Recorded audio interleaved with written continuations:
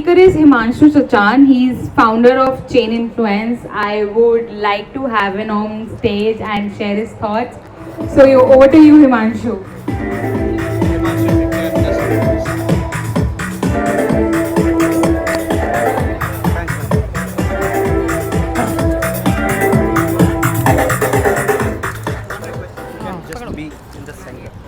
This one.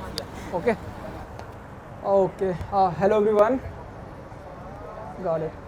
So my name is Himanshu Sachan, and I've been into the industry from last 8 years, working with different Web2, Web3 clients. Currently, I'm working as a founder. So my company name is Chainfluence. We started as a KPI-based marketing agency recently. Currently, I deal with a couple of clients based in US, UK, and one of our project is based in New York, which is Bitpulse, where we are building a risk assessment engine for DeFi ecosystem. Our focus is to work on the open economy so that we can give a safer ecosystem for DeFi traders and investors. So what we see as a problem in the industry, like when you trade in the market, there is a lot of risk. One is a liquidation risk and the collateral risk and the asset risk. So if you have seen the crashes like Luna that has happened, where asset got depegged and we don't know when the particular asset will get depegged. So these kind of risks are not analyzed in the beforehands. So we thought of building a product where we can analyze those kind of risk, and then you can trade based on those analysis. We currently work with Maple Finance, Membrane Labs, and LCD Capitals.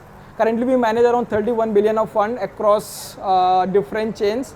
Currently we are working on the EVM chains, and we are trying to expand on other ecosystems like Solana and other ecosystems as well. We are focusing to build a safer economy. We have a small team of 5 people. Now we have also launched a B2C segment of our product, where we are building a Sentinel, which is the B2C version of the product, which will, like, if you trade on Bybit, Binance or any other exchange, you can track those trades over our platform, and based on that you can also decide the liquidation risk, and then you can trade safely. So let's say if you have an open trade on Binance or Bybit or any other exchange, you can get all the trades at one place, and it will also give you the approximate value of liquidations, and based on that you can close the trade early, or if you want you can close it before, or you can close it later. So that's what we are building as a product. And we have multiple clients. So I have one more client, that is Endless Domain. So that's what I'm doing. Recently I've also started a new segment, which is like doing events across the Delhi NCR locations. So we are aiming to bring more Web2 people to Web3 industry. So I'm planning to do a lot of events across India and outside India. So that's what I've been doing. So this is like this kind of journey to me. It started in 2017 as a Web2 guy. Entered in Web3 industry in 2021 with one of our marketing agency. So I started as a marketing guy, and then work with a lot of startups, help them grow. We have raised funding with a lot of startups as well. So that's what my journey is so far in the industry. Thank you so much, Himanshu. Is there anybody who would like to ask any question to Himanshu before I ask? Yeah.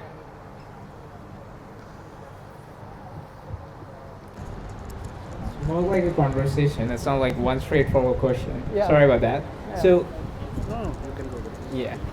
Yeah. So I would probably ask, like, you have fundraised, right? You have been in fundraising efforts for startups. Were they mostly Web3 or Web2?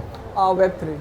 Web3, right? Yeah. So what are the typical VC or angel investor concerns? What's the route typically? Like, do you focus on early stage projects, or like how do you transform a hackathon project, like an experimental hackathon Web3 project, to a company, fully fledged company?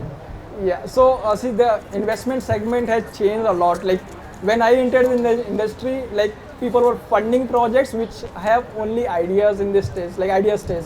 So they get funding in the beginning, and now the things have changed. Like now people are focusing on investing on those projects which has some traction generated. Okay, so if you're building a product, the first thing that you have to figure out is to get the traction on your product.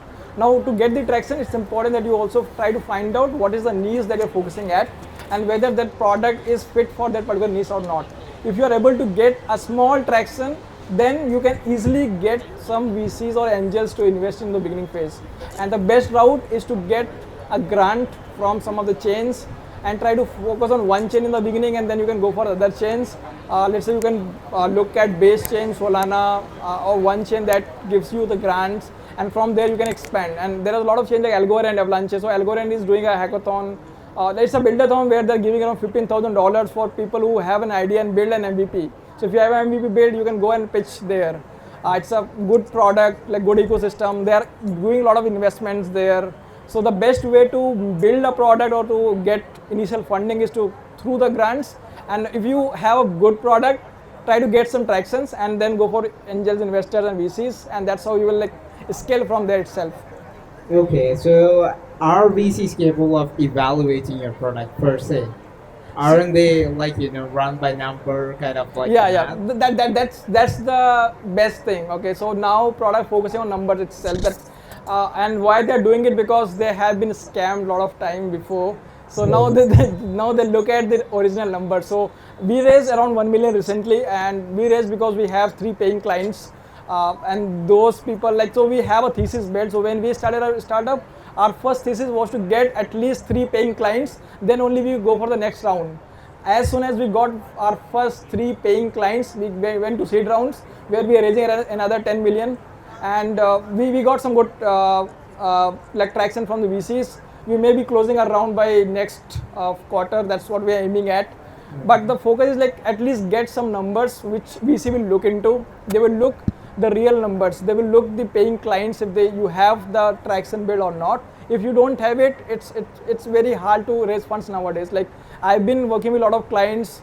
The biggest problem that we have faced is VCs are not investing because you don't have a traction generated. Okay, so get the traction generated, get some proof of concept done, get some money flowing inside the product. So yeah, one last question by the way.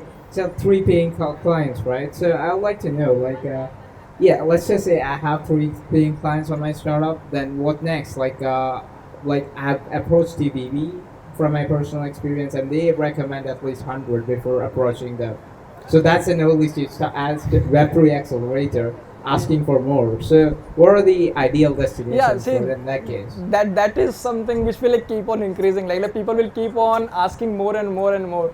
So it's sometimes it's trial and test as well. You have to go to a lot of VCs. Some of them will agree to 100K. Some will say that even 10K works for them. This is different. So we hunted around 500 VCs, and some of 2 of them got second round of the call, third round of the call. So you have to reach out to 500, 600 VCs, and then only 1 or 2 will turn out. So that's it's a long term. So it's process. a cold reach out. Yeah.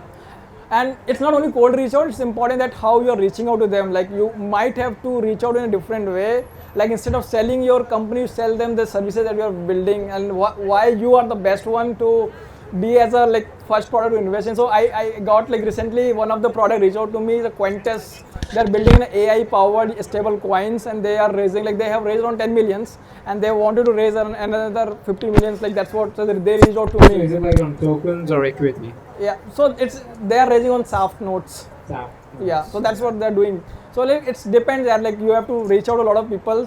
But one thing that you can also do, you can reach out to me. I can help you guys. I see that sales is your specialty.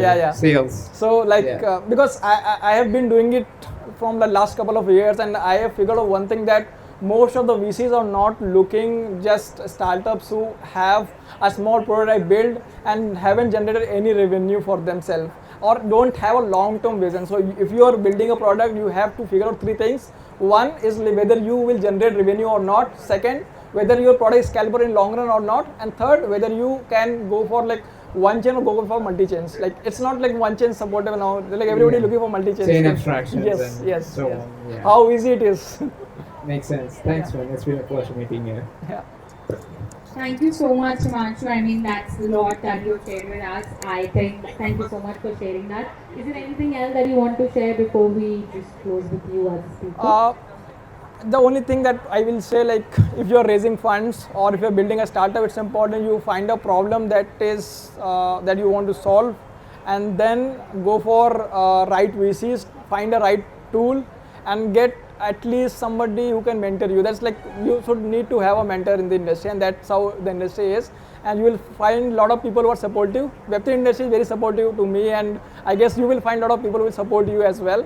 So it's better you find a good person who can help you scale and build the product you want to build. Thank you. Thank you so much. Thank you so much, Himanshu. Yeah, that's a small token of gift. Thanks.